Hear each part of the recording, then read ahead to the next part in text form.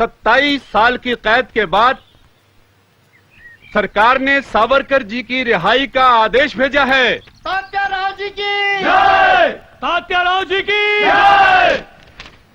अब ये कहीं भी जा सकते हैं और राजनीति में भी भाग ले सकते हैं। तात्याराव जी की जय! तात्याराव जी की जय! तात्याराव जी की आज 10 मई 1937 का दिन है।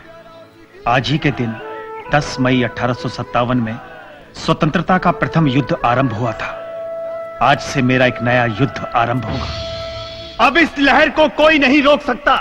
भारत के युवकों, आगे बढ़ो, हथियार उठाओ और भारत मां के पांव में पड़ी हुई बेड़ियों को काट दो। अब हमें यह सोचकर नहीं लड़ना कि अपने प्राण देने हैं, अब हमें जीवित रहने के लिए लड़ना है। हमें शहीद नहीं, विजेता बनना है। सारे विश्व पर युद्ध के बादल छा गए हैं। हमें स्वयं अपनी सुरक्षा के उपाय करने होंगे। भारत के विद्यालयों और महाविद्यालयों में सैनिक शिक्षा अनिवार्य होनी चाहिए और युवकों को आधुनिक अस्त्र शस्त्रों का अभ्यास करना चाहिए।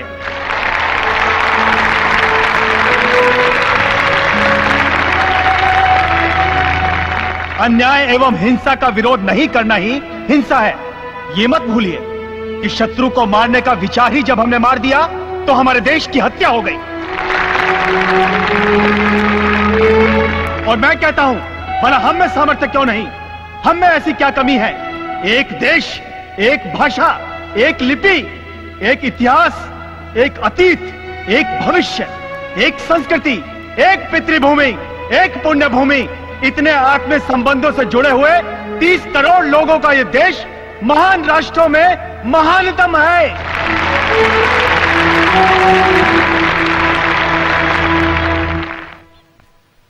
तात्याराव, श्री सुभाष चंद्र बोस आपसे मिलने आए हैं। उन्हें अंदर ले आओ। जी अच्छा। और सुनो जी। एक बात का ध्यान रखना। जी।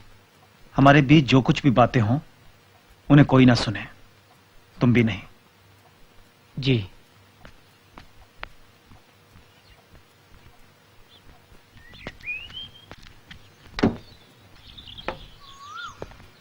नमस्कार, आइए। नमस्कार। नमस्कार। नमस्कार। आप कैसे हैं? अच्छा हूं, आइए।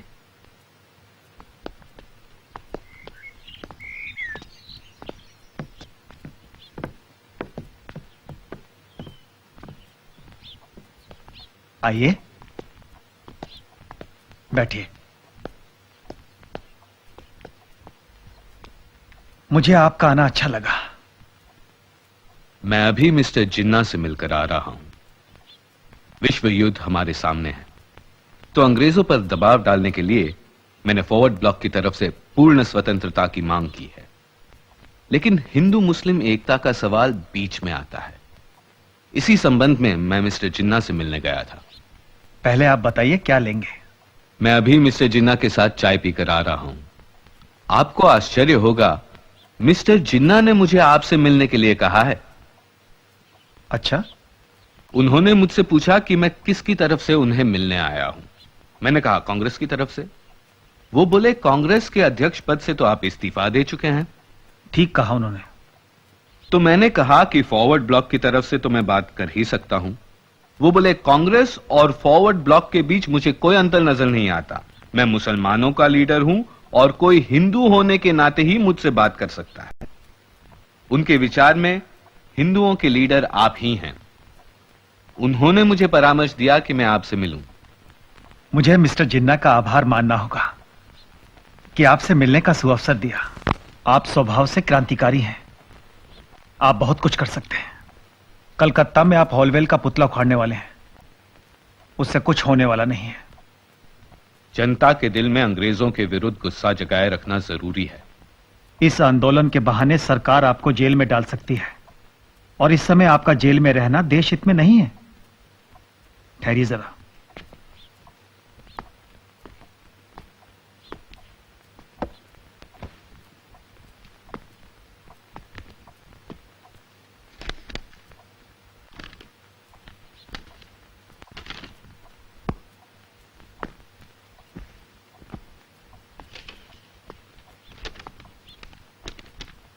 रास बिहारी बोस का पत्र है, जापान से।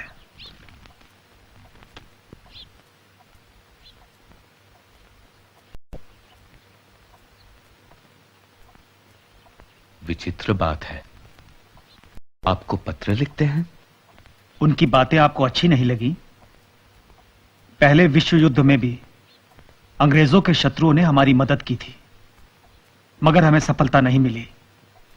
इस बार, हां इस बार यदि हम चाहें तो सफल हो सकते हैं। और अब आपको पता चला होगा कि मैं हिंदू युवकों से सेना में भर्ती होने के लिए क्यों कहता हूं। यही क्रांति का रास्ता है।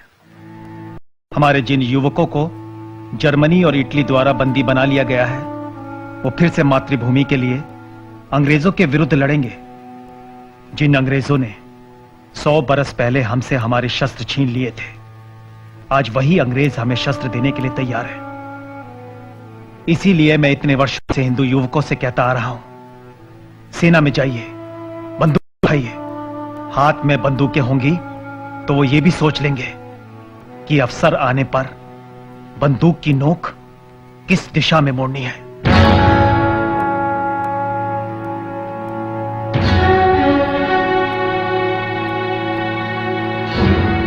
आपने चिट्ठी में पढ़ लिया है कि जापान भी युद्ध में कूदने के लिए तैयार है। रास बिहारी बोस विधिवत रूप से सेना का संगठन करना चाहते हैं। इतिहास करवट ले रहा है सुभाष बाबू, हमें इसका फायदा उठाना चाहिए। ब्रिटेन युद्ध में कूद चुका है। अगर एक हिंदी सेना उनके सामने खड़ी कर दी जाए तो वे स्वयं ही हिंदुस्तानियों को स्वतंत्रता देने के लिए बाध्य हो जाएंगे।